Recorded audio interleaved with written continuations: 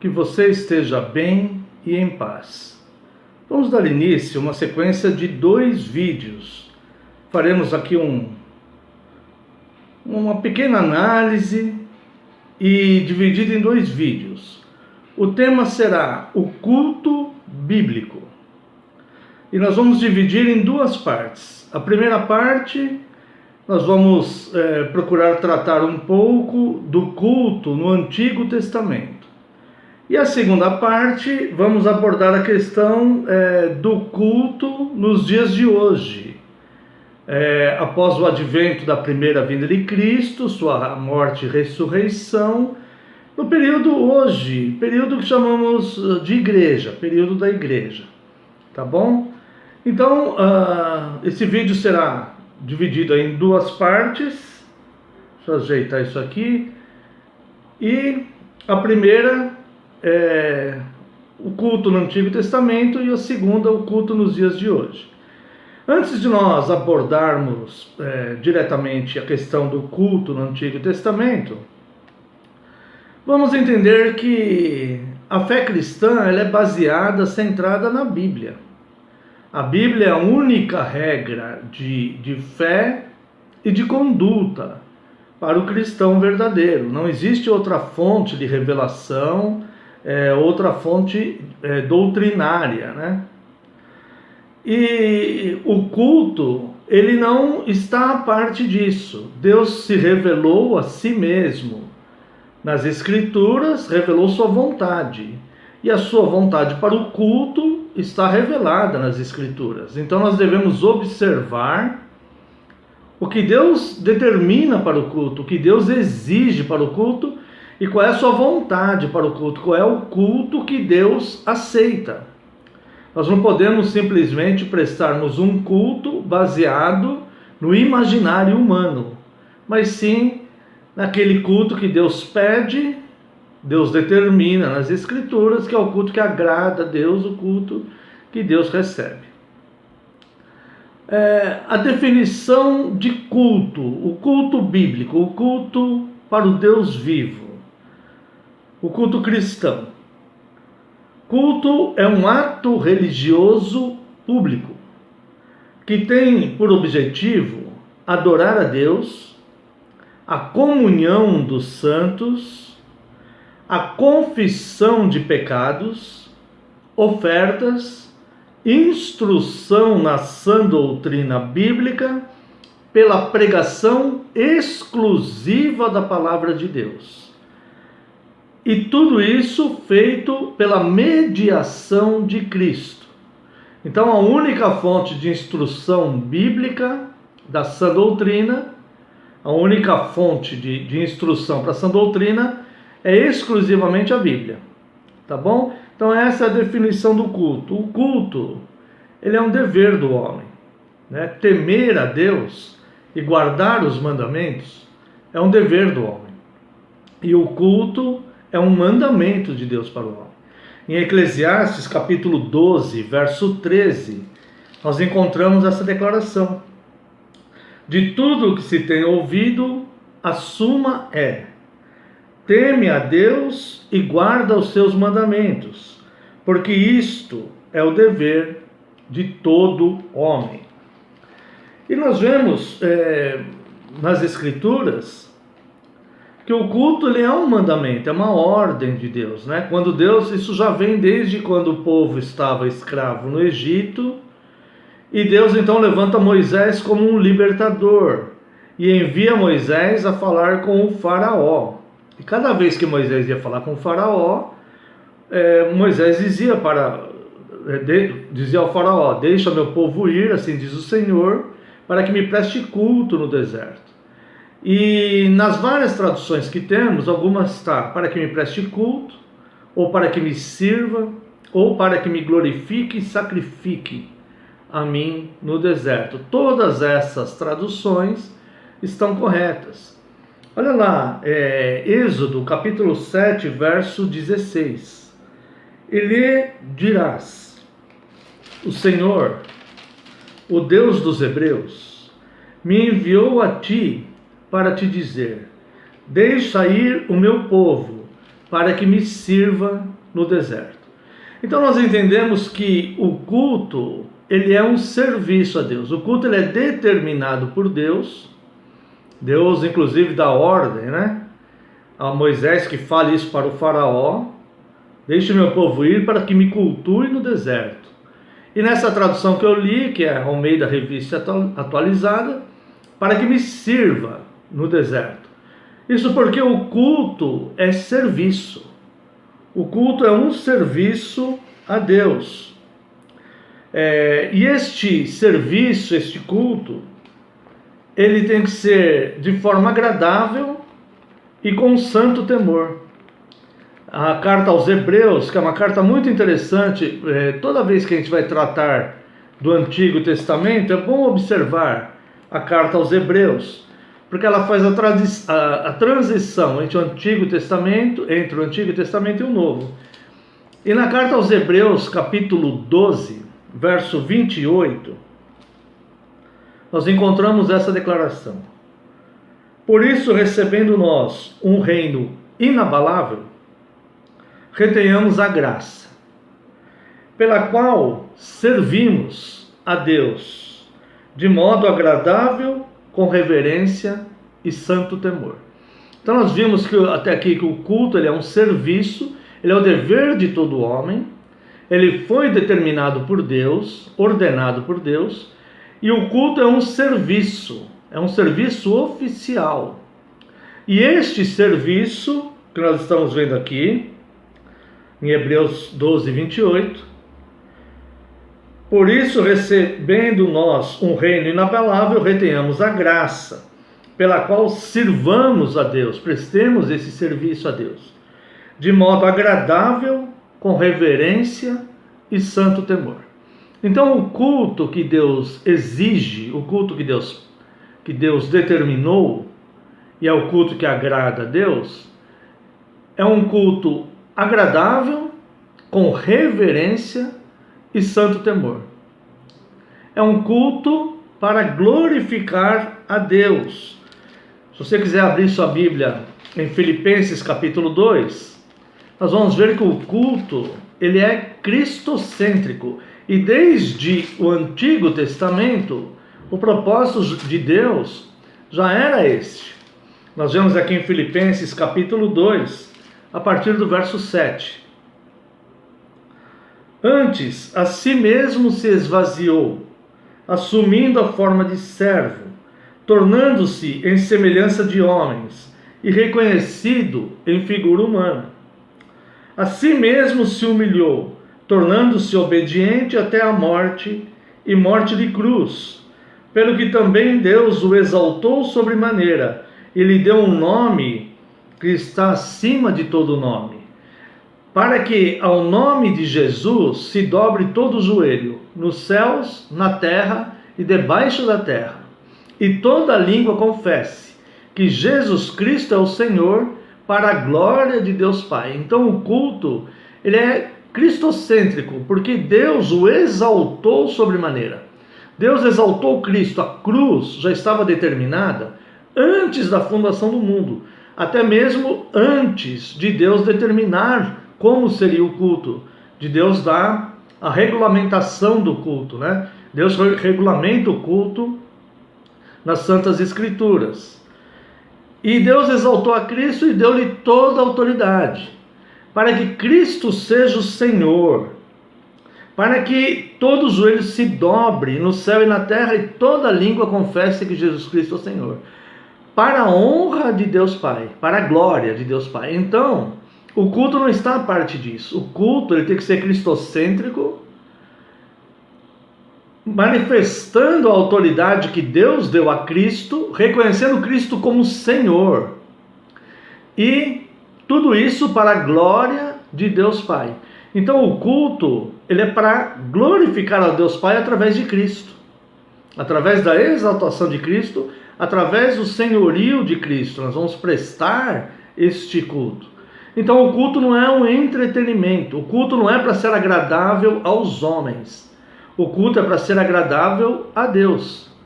Se a pessoa quer um entretenimento, ela vá a um teatro, vá a um cinema, a um campo de futebol ou de atividades esportivas, um parque de diversões.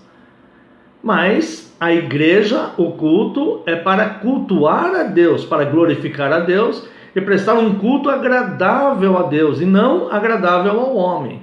Nós devemos sentir alegria de estarmos prestando um culto agradável a Deuteronômio, capítulo 12.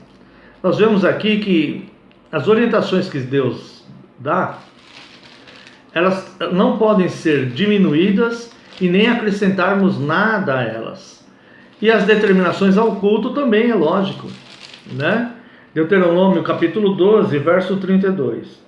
Tudo o que eu te ordeno observarás, nada lhe acrescentarás, nem diminuirás. Então o culto é aquele que as pessoas devem prestar dentro do que Deus pediu. E não prestar um culto com elementos externos, fogo estranho, elementos diferentes ao que Deus pediu nas Escrituras. E isso não é difícil, é mais fácil.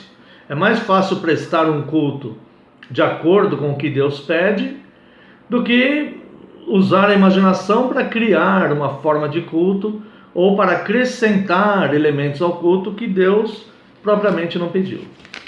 Então, isso posto, vamos tentar entender um pouquinho do culto do Antigo Testamento. Temos que entender uma coisa antes de abordarmos diretamente o culto do Antigo Testamento. Não existe dois deuses. Não é que tem um Deus no Antigo Testamento e um Deus para o Novo Testamento. Não. Só existe um Deus. E não existe duas vontades de Deus. Uma manifesta no Antigo Testamento e outra manifesta no Novo. Não. Só existe uma vontade de Deus. Né? Então Deus, ele não muda. E nele não há sombra de variação. Ele é o mesmo ontem, hoje e será para sempre. E assim os seus atributos e a sua vontade. A vontade de Deus não muda. Não mudou ao longo da história. Ele continua o mesmo. O que mudou foi a lei sacerdotal. É por isso que no culto hoje nós não temos tantas cerimônias como tínhamos no culto prestado no Antigo Testamento. Porque houve uma mudança no sacerdócio. Quando Cristo assumiu o seu sacerdócio, acabou o sacerdócio levítico, hoje Cristo é o sumo sacerdote eterno, segundo a ordem de Melquisedeque. Então, quando se muda o sacerdócio, segundo Hebreus capítulo 7, verso 12, necessariamente tem que haver mudança na lei sacerdotal. E essa lei sacerdotal, ela foi modificada.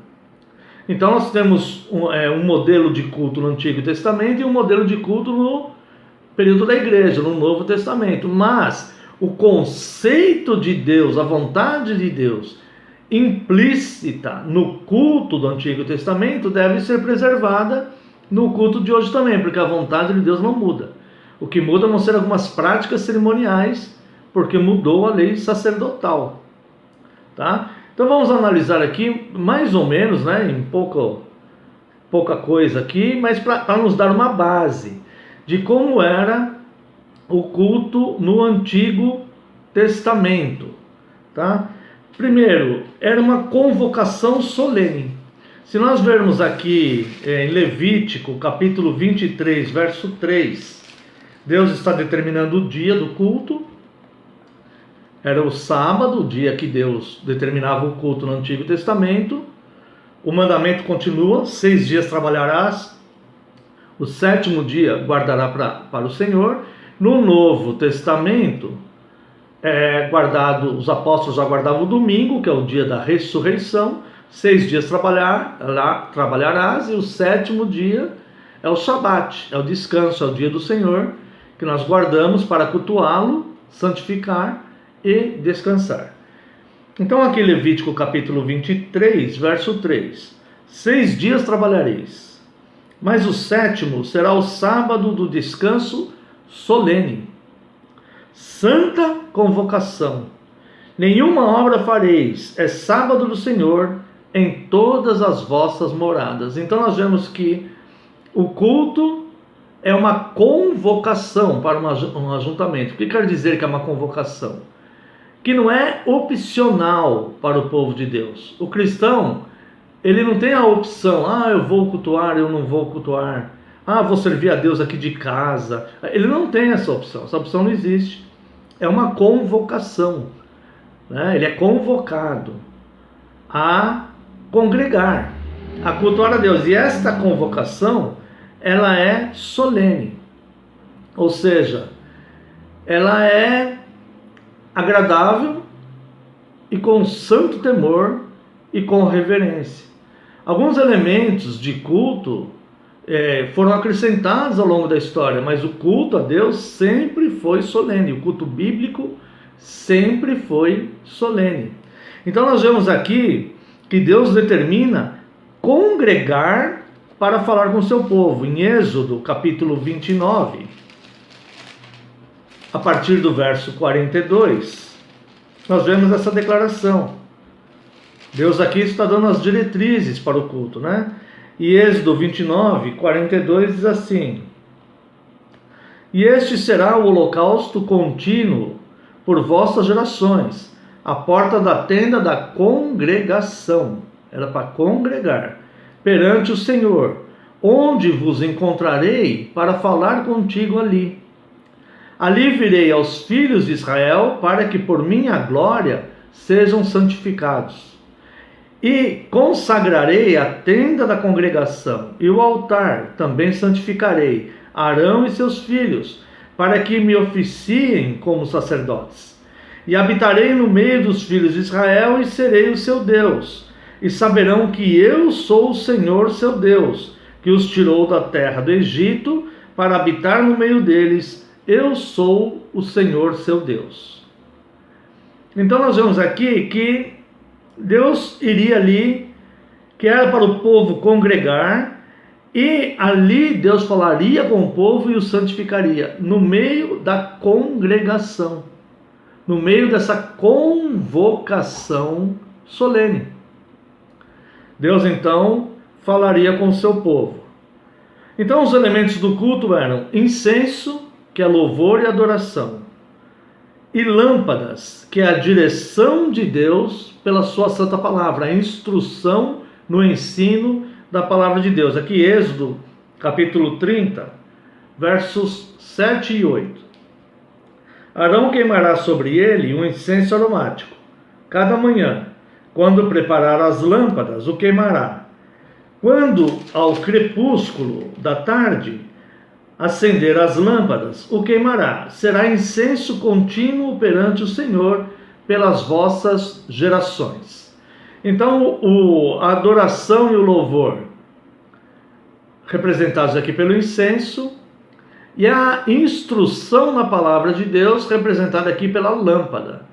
O salmista diz lá no Salmo 119, verso 105, lâmpada para os meus pés é a tua palavra. Então a palavra de Deus, ela é a lâmpada, né? Como nós vemos Jesus dizendo também, prefigurando na parábola das 10 virgens, tá? Então, os elementos do culto: o incenso, que é louvor e adoração; lâmpada, que é direção da palavra. Agora, preste atenção, não se pode oferecer qualquer incenso. Compare aqui com o capítulo 30, verso 9. Não oferecereis sobre ele incenso estranho. Tá? Agora compare isso aqui com o verso 7. Arão queimará sobre ele o incenso aromático. Então este incenso, que representa o louvor e adoração, tinha que ser somente o que Deus determinou e não qualquer um. Somente o aromático e não qualquer um. Olha aqui nos versos do capítulo 30, versos 34 a 38. Disse mais o Senhor a Moisés: toma substâncias odoríferas, estaroque, ônica e galbano, estes arômata com incenso puro, cada um de igual peso, e disto farás o incenso. Perfume segundo a arte do perfumista, e tal, vai até o 38. Então, o incenso que eles tinham que oferecer a Deus era este aromático, e não qualquer um. O incenso que representa a adoração e o louvor. O louvor tem que ser um louvor totalmente voltado a Deus, cristocêntrico, e com as palavras bíblicas, o que a Bíblia fala a respeito de Deus. Usar o que a Bíblia fala a respeito de Deus para nós louvarmos a Deus com fonte segura que é a Bíblia. Então nós devemos tomar muito cuidado com letras de músicas que se usam para o louvor. Nem todas elas estão louvando a Deus. Muitas vezes, se essa letra desse louvor não estiver louvando a Deus com fundamento bíblico, ele pode estar louvando a criatura, louvando os homens. E aí será um louvor estranho, e esse Deus não vai aceitar. Tá? Então os elementos do culto: incenso representa o louvor e adoração, lâmpada representa a instrução da palavra, confissão de pecados. Êxodo capítulo 30, verso 10. Uma vez ao ano, Arão fará expiação sobre os chifres do altar com o sangue da oferta pelo pecado. Uma vez no ano fará expiação sobre ele, pelas vossas gerações. Santíssimo é o Senhor. Essa expiação é a confissão de pecados. Hoje nós não fazemos mais a expiação de animais, porque Cristo já fez uma vez por todas. Mas nós continuamos tendo o elemento no culto da confissão de pecados, né? João fala para nós confessarmos os nossos pecados. Se tivermos pecados, não deveremos pecar, mas se pecarmos, temos um advogado, Jesus Cristo justo, devemos fazer essa confissão. Então a confissão de pecados, ela é um ato do culto. Então incenso, que é a adoração e louvor, lâmpadas, que representa hoje a instrução da palavra, já era na época a instrução da palavra, confissão de pecados e ofertas. Êxodo capítulo 30, aqui verso 14. Qualquer que entrar no arrolamento de 20 anos para cima dará oferta ao Senhor. O rico não dará mais de meio ciclo, nem o pobre menos, quando derem oferta ao Senhor, para fazeres expiação pela vossa alma. Tomarás o dinheiro das expiações dos filhos de Israel e darás ao serviço da tenda da congregação. E será para a memória dos filhos de Israel diante do Senhor, para fazer expiação pela vossa alma. Então as ofertas, aqui é a oferta por resgate, mas existem várias outras passagens falando também sobre ofertas. Essas ofertas, elas são parte integrante do culto, e que Deus pediu.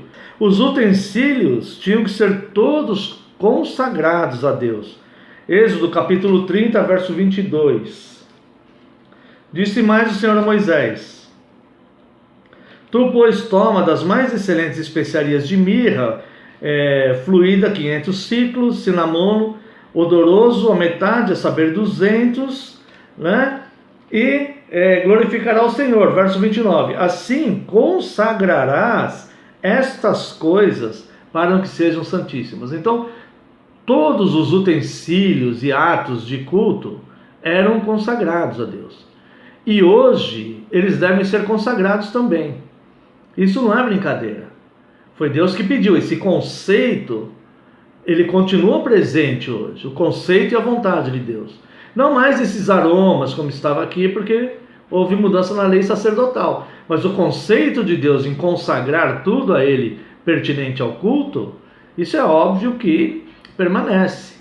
Então, se você tem um instrumento na sua igreja que ele é consagrado a glorificar a Deus, não use esse instrumento para tocar músicas que sejam mundanas e muitas vezes até ofendem a Deus, muitas delas, tá? Então esse instrumento ele é consagrado a Deus, assim como todos os atos do culto, tá?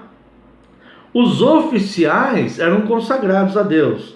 Êxodo 30, 30.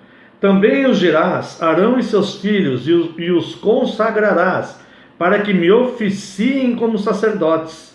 Dirá aos filhos de Israel: Este me será o óleo sagrado da unção nas vossas gerações. Não se ungirá com ele o corpo do homem que não seja sacerdote, nem fareis outro semelhante, da mesma composição. Então, os sacerdotes, os oficiais, eles tinham que ser consagrados.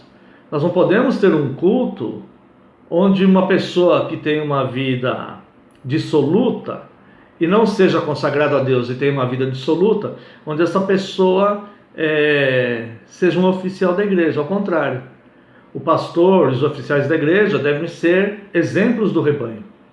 Então eles devem ser consagrados a Deus para estarem à frente das suas congregações, tá?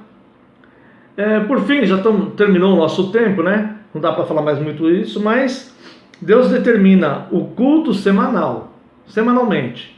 31:12. Disse mais o Senhor a Moisés: Tu, pois, falarás aos filhos de Israel e lhes dirá: certamente guardareis os meus sábados. Tá? E o verso 18. E tendo acabado de falar isso, deu as tábuas da lei dos 10 mandamentos. Então, irmãos, o culto é semanal e ele continua semanal até hoje. 6 dias trabalharás, o 7º dia é para guardar a Deus. Nosso tempo acabou, mas além disso tudo que nós falamos do culto no Antigo Testamento, Deus determina tudo como deveria ser.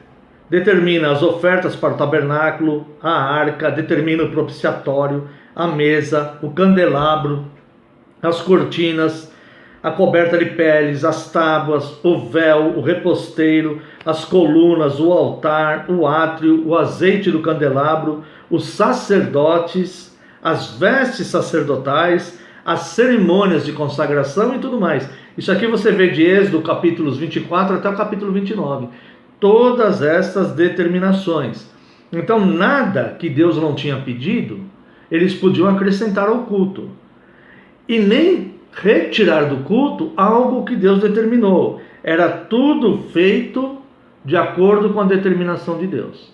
E assim também deve ser feito hoje. Não podemos acrescentar nada ao culto que Deus não tenha pedido. E também não podemos retirar do culto o que Deus ordenou. Então, que nós possamos meditar nisso. Vai haver um complemento deste vídeo, né? Eu peço a você que assista o complemento do vídeo, que será quinta-feira que vem, tá? Será postado quinta-feira que vem, depois ficará no YouTube, na página pastoral. E aí você analise o culto do Antigo Testamento e como deve ser o culto nos dias de hoje, os chamados dias da igreja. Que Deus abençoe a sua vida.